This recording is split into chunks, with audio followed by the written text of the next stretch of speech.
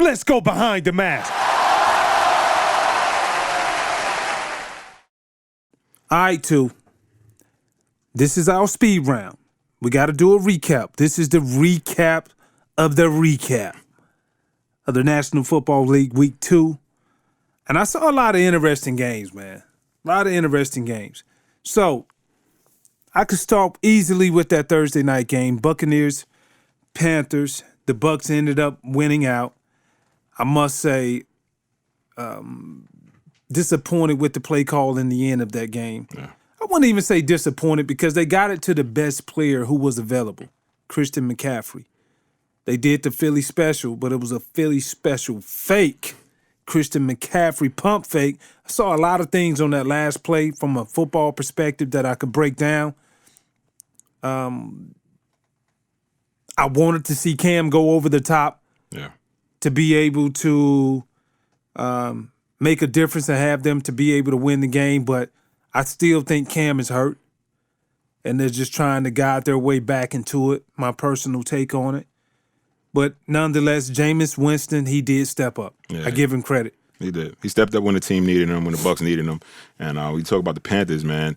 Tremendous athlete in Christian McCaffrey, making his bones to be one of the better running backs in the league. But like you said, man, Cam Newton is just hurt. And, you know, for any quarterback, when you have that, an arm injury, a shoulder injury, it typically takes a little bit more than a season to get you really back right into the flow of things.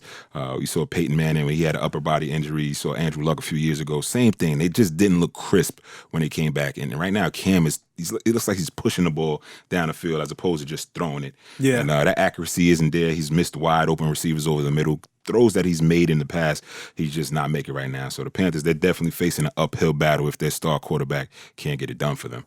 Yeah, no doubt, man. And I believe in giving people props. I was ready to write Jameis Winston off. Yeah. Honestly, I was ready to write him off. I felt like he's had more than enough opportunities to pretty much get it done. And Jameis, you got it done for your Tampa Bay Buccaneers. Being able to go out there. The thing that I loved about him, I can spit off like stats, but let me tell you what I really see. I saw him taking control of over the huddle, and I saw him being patient, not making and rushing the mistakes that he usually make, holding on to the football long. I remember 3 times he was in the pocket. He glanced the field, didn't like what he saw, and he took off running. And other times he took off running, then he threw the ball away.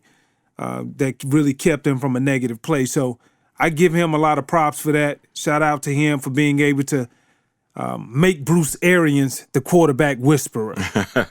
You know? Makes him look good, right? Yeah, man. What other games you got on your plate that you saw that we really need to address? I think that bounce back game, if you want to say, for Cleveland Browns versus the Jets. And, you know, granted it's the Jets. The Jets defense isn't all of that. But the offense looked spectacular for the Browns. They were out there throwing the ball around. You saw OBJ. He had the little bit of adversity in the beginning of the Monday Night Football game when the refs made him take off his mask, his visor on his face mask, right? Hey, he didn't have that watch on again. He didn't have that. Yeah, so typically with Odell Beckham, if he faces adversity in the beginning of the game, he'll go to the sideline, he'll rant, rave, etc. You know, we saw him proposing to a goal post, kicking the goal post another day, smacking him in his head. You know what I mean? A few years ago with the Giants.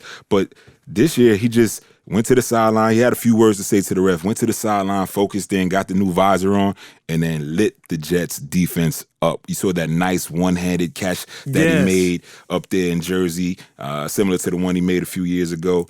You know, he's just a tremendous athlete, and it just shows what that Browns offense can be if OBJ is dialed in and focused. Nick Chubb did his thing running the ball.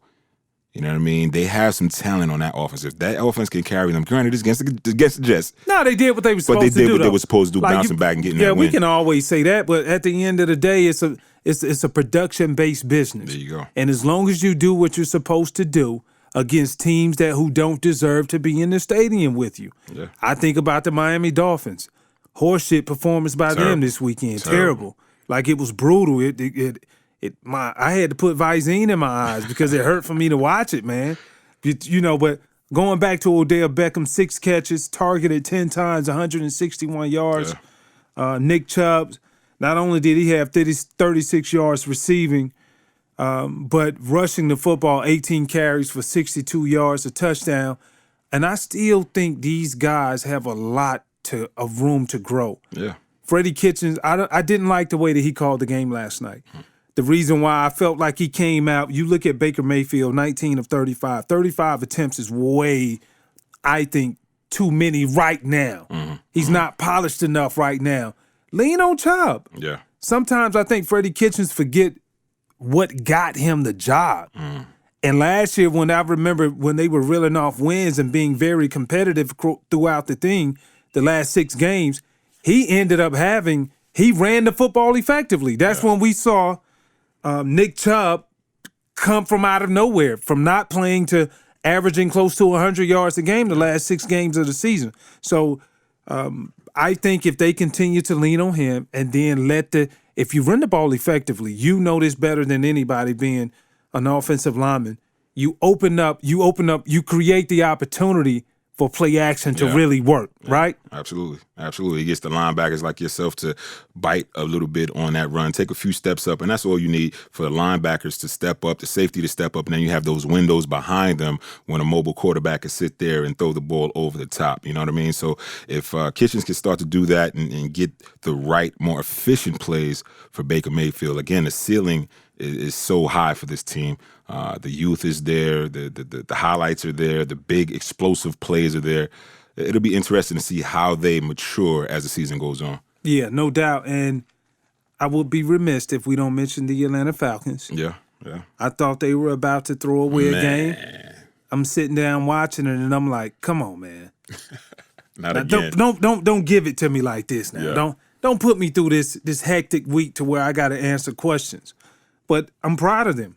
They were able to fight back, even though they gave up some plays late defensively. Well, almost gave up plays due to a drop pass by the running back coming out of the backfield. But they sustained. Julio was just being Julio. Phenomenal. Who is just who? Who is who? So, I really like what they did. Matt Ryen, it's very few times that you can throw multiple interceptions in a game and come out win. Yeah. So it really goes to show you that, you know what, even though these guys won this game and they really did a 180 turnaround from week 1, the best is yet to come for this Atlanta Falcons football team. And I think one of the good things about this win early on in the season for the Falcons is, one, you're going against the Eagles team that's definitely going to be in the playoff race towards the end of the season. It's an NFC game, an NFC victory, and you can't go 0-2 off the rip. You know what I mean? Yeah. You can't go 0-2 and then take this loss in the NFC and then still keep the young players on your team in tune. So I think that was great for the Falcons. Yeah, no doubt. And let's push on over to the Dallas Cowboys game, Dallas and Redskins. Dallas is Dallas. Listen, I got plenty of people. Our homeboy Jared, he hitting us up. He think this is the Dallas Cowboys show. I say, no, Jerry has not stroked us a check yet. But Jerry, we are open and entertaining. We will entertain offers. Yeah, they doing their thing, man. Can't knock the Cowboys. I don't want to give them too much airtime right now, but they doing their thing. Again, week 2, starting to make me a believer. So we'll see how it goes next week. Yeah. You got to give them props. Dak is leading that team the way that he's supposed to be leading it. The longer that they wait, the more they're going to have to pay. Absolutely. Meaning, they better hope Kansas City don't pay Mahomes early. Because now it's going to raise the bar to a whole nother level. Yeah. Speaking of Dak and Mahomes, and we talked about Lamar Jackson on our last podcast, a trend is happening now in NFL. So many black quarterbacks are actually getting an opportunity to start, and they're doing their thing. And it goes back to what we've always said: if you're a good quarterback, you're a good quarterback. It don't matter what your skin color. And these guys aren't just out there trying to run like Randall Cunningham and Mike Vick, etc. These guys are sitting in the pocket doing it with their arms. Mahomes, Teddy Bridgewater getting a start now because Drew Brees is hurt. Yep.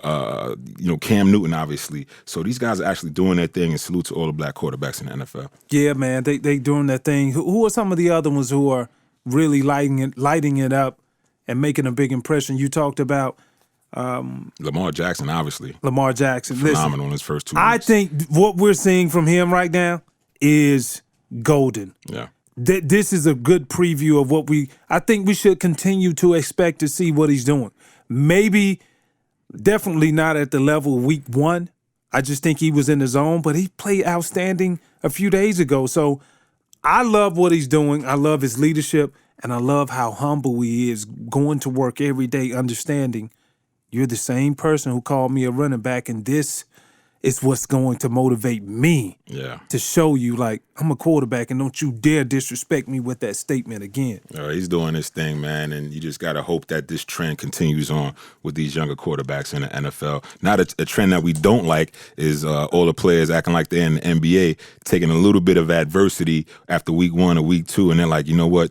I want to tuck my tail. I want to trade, man. And you're referring to Minka Fitzpatrick, Jalen Ramsey, on defensive back from the Miami Dolphins, now traded to the Pittsburgh Steelers for a first-round pick next year. I don't agree with that. I think he's a hell of a football player, and it has nothing to do with him playing from that other team, college team in Alabama. Yeah.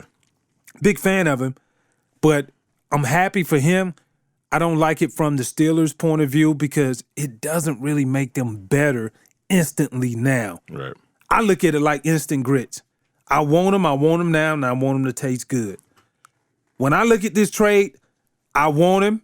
They got him now. It's still not going to taste good, too. Yeah. The reason why, they have too many problems going on. Even now with Big Ben going out, being hurt for the rest of the year. So when I look at this trade, I think it's going to be something to where, he can help shape and mold, but it just depends on how much he knows, being a second-year player that he is. Yeah, and typically the players that really make an impact are players that can change the dynamic of a game on a third down. So you have your quarterbacks, your receivers that can make those third down plays. Yeah. And then on defense, you typically have a lockdown cornerback or a defensive end that could affect the pass rush on third down. Minka Fitzpatrick is not that player yet. So as to your point, it's a solid pickup for the Steelers, but he's not the game changer that's going to turn your season around and make you just a playoff contender right away. Right, I agree with you, man. So it was nice having Speed Round with you, though. You know, a lot of times people don't know the acumen that the O-linemen have, and you have a greater understanding of everything. That's the reason why you and I can provide the listeners with the Speed Round of Behind the